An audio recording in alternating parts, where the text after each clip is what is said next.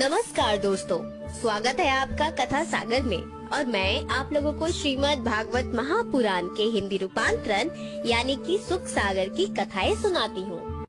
आज मैं आपको सुनाने जा रही हूँ सुख सागर के षष्ठम स्कंद का 6वां अध्याय, जिसमें दक्ष की कन्याओं से उनके वंश का विस्तार दिया गया है। कथा शुरू करने से पहले जुड़ जाइए कथा सागर के परिवार के साथ और कर दीजिए चैनल को सब्सक्राइब, हिट कर दीजिए बेल आइकन और ऑल नोटिफिकेशंस ऑन जरूर कीजिए, जिससे वीडियो अपलोड होते ही आप तक वो पहुँच जाएंगी। वीडियो को लाइक ज़रूर कीजिए और अगर पसंद आती है वीडियो तो अवश्य ही धर्म की बातों को शेयर कीजिए। और अब भगवान की चरणों में अपना सिर झुकाकर उनसे दिल से आशीर्वाद लेकर उनमें मन और ध्यान लगाकर भगवान में लीन होकर एकाग्रचित मन से, एकाग्रचित भाव से इस कथा को सुनिए। श्री सुखदेव जी राजा परीक्षित से बोलते हैं, हे राजा परीक्षित, इस प्रकार जब प्रजापति दक्ष बहुत दुखी हो गए तो उन्हें समझाने के लिए ब्रह्मा जी उनके पास आए और उनसे उन्होंने कहा कि तुम चिंता नहीं करो, हमने तो तुमसे कहा ही था कि तुम अपनी अकस्वनी नामक स्त्री से कन्याओं को उत्पन्न कर अपना वंश बढ़ाओ, फिर तुम पुत्र क्यों उत्पन्न करने लगे? अब भी तुम मेरा कहना मानो और कन्याएं ही पुत्र कर सृष्टि का विस्तार करो। यह कहकर ब्रह्मा जी चले गए। ब्रह्मा जी के कथनानुसार दक्ष ने असिक्वनी नामक स्त्री से 60 कन्याएं उत्पन्न की, जो बड़ी पितृवत्सला थी, जिसमें से उन्होंने 10 कन्याएं धर्म को दिया, 13 कन्याएं कश्यप जी को दिया, 27 कन्याएं चंद्रमा को दिया। भूत, अंगिरा और कृशाश्व को उन्होंने 2-2 कन्याएं दी। अब बची शेष 4 कन्याएं जो उन्होंने तक्षर्य जी को दिया, जिसके पुत्र पौत्र से तीनों लोक भर गया। जो पहले की 10 कन्याएं धर्म को दी, उनके नाम हैं भानु, लंबा, कुकुभा, जामी, विश्वा, साध्या, मरुत्वती, वसु, मुहूर्ता और संकल्पा। में भानु से देवऋषभ हुआ और देवऋषभ पुत्र से इंद्रसेन हुआ। दूसरी स्त्री लंबा से विद्योत हुआ और उसके स्तनितनु नाम का पुत्र हुआ। तीसरी कुकुभा को शंकर उनके कीटक तथा कीटक से देवताओं की उत्पत्ति हुई। चौथी स्त्री जामी से स्वर्ग और स्वर्ग से नंदी नामक पुत्र उत्पन्न हुआ। 5वीं स्त्री विश्वा से विश्वे देव उत्पन्न हुए, जिनकी कोई संतान नहीं हुई। 6ठी साध्या से साध्य नामक देवता उत्पन्न हुए, जिनके अर्थ सिद्धि नामक पुत्र उत्पन्न हुआ। 7वीं मरुत्वती से मरुतवान और जयंत नामक 2 पुत्र उत्पन्न हुए, जिनमें जयंत विष्णु जी का अंश है और जिसे उपेंद्र भी कहते हैं। 9वीं पुत्री मुहूर्ता के अभिमानी देवता गण उत्पन्न हुए। 10वीं पुत्री संकल्पा के संकल्प और संकल्प के काम नामक पुत्र उत्पन्न हुआ और 8वीं वसु नामक स्त्री से 8 वसु उत्पन्न हुए, जिनके नाम हैं द्रोण, प्राण, ध्रुव, अर्क, अग्नि, दोष, वसु और विभावसु। द्रोण की अभिमति नामक स्त्री से हर्ष, शोक और भय नामक 3 पुत्र उत्पन्न हुए और प्राण की ऊर्जस्वती नामक स्त्री से सह, आयु और पुरोजव नामक ये 3 पुत्र उत्पन्न हुए। फिर ध्रुव को धरणी नामक स्त्री मिली, जिससे अनेक नर अभिमानी देवताओं की उत्पत्ति हुई। और अर्क की वासना स्त्री से वर्ष इत्यादि पुत्र और अग्नि की स्त्री वसोधारा से द्रविण आदि पुत्र हुए और कृतिका से स्कंद जी तथा उनके विशाखा आदि पुत्र उत्पन्न हुए। फिर दोष से सरवरी नामक स्त्री से शिशुमार नाम का एक पुत्र उत्पन्न हुआ, जो विष्णु जी का अंश था। वसु और आंगरसी स्त्री से विश्वकर्मा नामक एक परम शिल्पाचार्य पुत्र उत्पन्न किए गए। उनके भिक्षुक पुत्र चाक्षुष्मनु और उसके विश्वदेव और साध्यगण आदि पुत्र उत्पन्न हुए।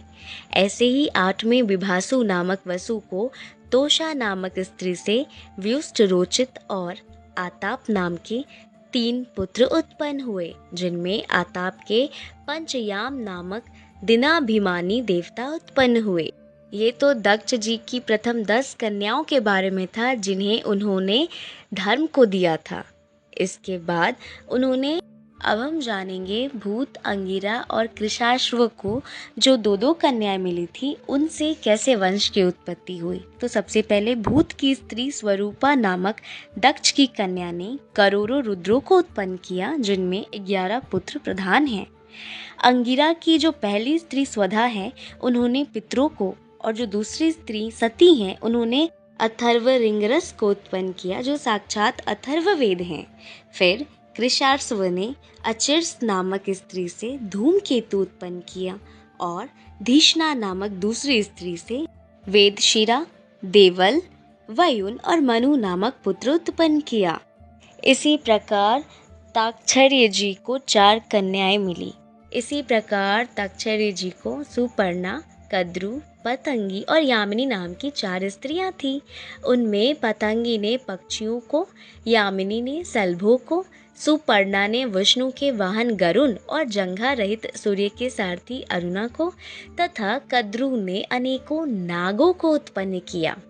चंद्रमा, कृतिका इत्यादि नक्षत्र नाम वाली स्त्रियों से यक्षमा रोग से पीड़ित रहने के कारण कोई संतानें उत्पन्न ना कर सके। फिर श्री सुखदेव जी कहते हैं, हे परीक्षित, अब कश्यप जी की जो स्त्रियां हैं उनके नाम को सुनो, जिन लोक माताओं से सारा संसार उत्पन्न हुआ है। उनके नाम हैं दिति, अदिति, दनु, काष्ठा, अरिष्ठा, सुरसा, इला, मुनि, क्रोधवश, ताम्रा, सुरभि, सर्पा और तिमि। इनमें तिमि ने समस्त जल जंतुओं को उत्पन्न किया, सर्पा ने व्याघ्र आदि जीव हिंसक पुत्रों को उत्पन्न किया तथा सुरभि ने गाय, भैंस और सब 2 खुर वाले पशुओं को उत्पन्न किया। ताम्रा ने बाज और गिद्ध को उत्पन्न किया। मुनि ने अप्सराओं के समूह को उत्पन्न किया। क्रोधवशा ने डसने वाले सर्पों को, इला ने सब वृक्ष समूह को उत्पन्न किया तथा सुरसा ने यातुधन नामक सब राक्षसों को पैदा किया। अरिष्ठा ने गंधर्वों को उत्पन्न किया और काष्ठा ने 1 खुर वाले घोड़ा आदि पशुओं को उत्पन्न किया और दनु ने 31 वीर पुत्रों को उत्पन्न किया, जिनमें द्विमूर्धा, संबर, अरिष्ट, हयग्रीव, विभावशु, अयोमुख, शंकुशिरा, स्वरभानु, कपिल, अरुण, पुलुमा, वृषपर्वा, एक चक्र, अनुतापान, धूम्रकेश, विरूपाक्ष, विप्रचित्ति और दुर्जय आदि नाम के विशेष उल्लेखनीय हैं। इसमें स्वरभानु की सुपर्वा नामक कन्या से नमूची ने विवाह किया और वृषपर्वा की शर्मिष्ठा नाम की कन्या से नहुष के पुत्र राजा ययाति ने अपना विवाह किया तथा वैश्वानर की जो 4 कन्याएं थीं, उनमें उपदानवी से हिरण्याक्ष ने, हयशिरा से कर्तु ने और पुलोमा तथा कालका से भगवान कश्यप ने विवाह किया, जिनके पुत्र बड़े ही युद्ध करने वाले निवात कवच नामक 60,000 दानव हुए। हे परीक्षित, जब तुम्हारे पितामह अर्जुन स्वर्ग को गए थे, तब इंद्र को प्रसन्न करने के लिए उन्होंने अकेले ही इन यज्ञ के नाशक निवात कवचों को मार डाला था। फिर विप्रवृत्ति ने अपनी पत्नी सिंहिका से 101 पुत्रों को उत्पन्न किया, जिनमें एक बड़े का नाम राहु और शेष 100 पुत्रों का नाम केतु पड़ा। यही सब राहु केतु नामक ग्रह हो गए। यह तो दिति की वंशावली हुई। अब अदिति के वंशधरों की कथा सुनो, जिसमें भगवान विष्णु देव के अंश से विवस्वान, अर्मा, पूषा, त्वष्टा, सविता, भग, धाता, विधाता, वरुण, मित्र, इंद्र और उरुकर्म के 12 पुत्र हुए। इसमें विवस्वान को श्राद्ध नामक पत्नी से श्राद्ध के देवता मनु और यम नामक 2 पुत्र और यमुना नामक एक कन्या उत्पन्न हुई, जिसने एक समय घोड़ी का रूप धारण कर अश्विनी कुमारों को जन्म दिया। विवस्वान की दूसरी स्त्री छाया से शनिचर और सार्वनी मनु 2 उत्पन्न हुए और एक तप्ती नाम की कन्या भी उत्पन्न हुई, जिसने संवरण ऋषि को अपना पति मान लिया। अरिमा की पत्नी का नाम मातृका था। तप्ती और मातृका दोनों ही से बहुत पुत्र उत्पन्न हुए। पूसा के कोई संतान ना हुई। ये केवल आटे से बने हलवा इत्यादि को खा सकते हैं, क्योंकि पूर्व समय में इनके दांत तोड़ डाले गए थे। त्वष्टा की स्त्री का नाम रचना था, जो दैत्यों की छोटी बहन थी, जिसके सन्निवेश और विश्वरूप नामक 2 बड़े बलि पुत्र उत्पन्न हुए। यद्यपि ये देव पक्ष के शत्रुओं के नाती थे, तथापि देवताओं ने इन्हें ही अपना पुरोहित बनाया, क्योंकि देव पुरोहित बृहस्पति जी ने अब इनके पौरोहित्य कर्म को करना छोड़ दिया था। इसी के साथ ये कथा यहीं पर संपूर्ण होती है। तो सब कोई मेरे साथ एक बार प्रेम पूर्वक बोलिए, ओम नमो भगवते वासुदेवाय नमः।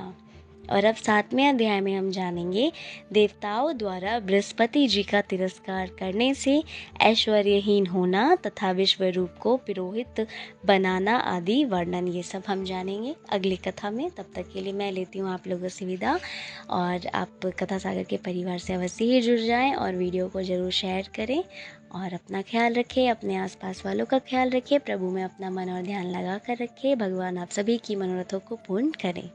ओम शांति, ओम शांति, ओम शांति।